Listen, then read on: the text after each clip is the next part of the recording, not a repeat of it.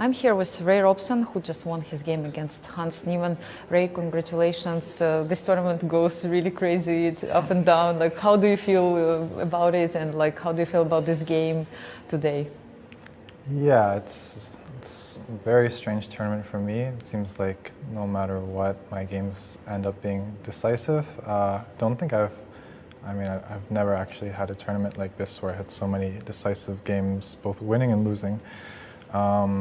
So yeah, before today I was on minus. Actually, I've never been on plus this tournament. I'm always trying to come back.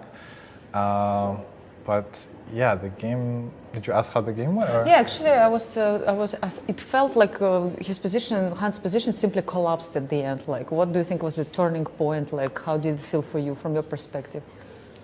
Yeah, we reached kind of a typical position for this line where this end game where white's slightly better always because there's the protected pawn on e5, but normally every single game ends in a draw when it reaches this type of position. So you didn't have like high hopes, no, yes, in this game? I thought it was going to be a draw. We repeated like twice the position.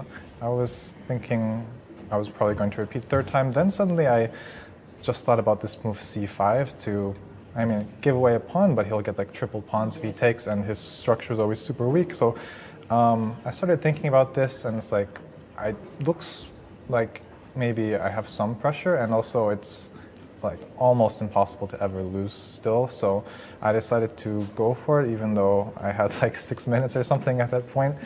But yeah, I think after that, maybe he was just expecting me to repeat. And then after I played that, I felt like he misplayed it very badly for the rest. Yes, it felt like his position is simply collapsed. So do you feel it was something like psychological for him, after you declined repeating the moves?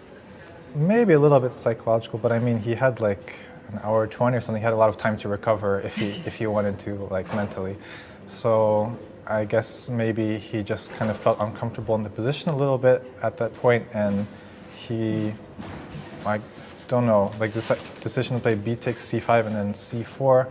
After that, he gives me back the pawn, but then it's clear that I've gained a lot, so I'm already much better, I thought, and again with no risk. So that point I was optimistic, but I was worried about my time. But then when he let me get my bishop to h4, and then he left the d file, and then I didn't see simply came. Yeah, I didn't see like a forced win, but it's like this position has to be. Normally it should be winning. Maybe if you get unlucky, somehow there's a defense. But yeah, in the end, all my pieces simply came in this position, and it was just. So my last question is, like you said, it's really a crazy tournament for you, it goes up and down. Like, how do you deal with all these emotions? Something new for you, like losing, winning, like crazy event, like. It's difficult. Like after yesterday, I was very upset. But it's kind of fun. Like it's not just that the games are ending decisively, but I'm also playing maybe more aggressively, riskily than I used to. I'm trying to play for a win when I can. So it's more up and down, but it's also more fun than just like making, let's say, 9 or 10 draws.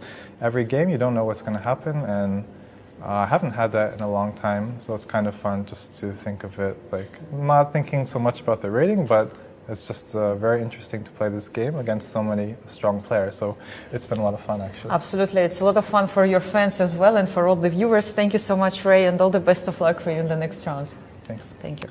Thank you, Anastasiya.